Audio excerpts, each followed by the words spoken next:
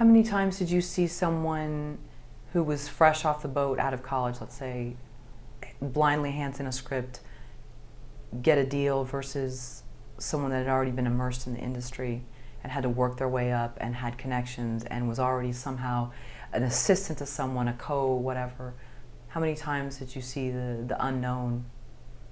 Personally, never.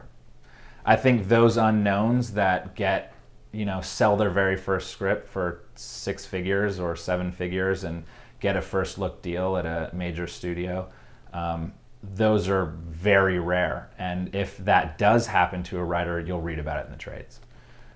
It's rare that that'll come across your desk and you'll be a part of that deal. I mean, the percentages are so small of people that happens to.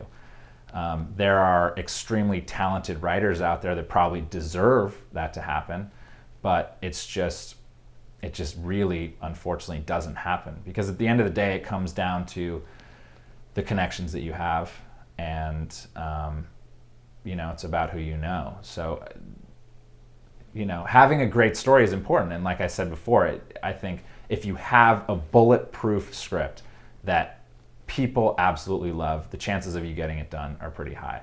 But the chances of you getting all those other things as an unknown coming straight out of college or out of high school or whatever it is, or it being your first script, are very rare. And so I didn't see those. We did have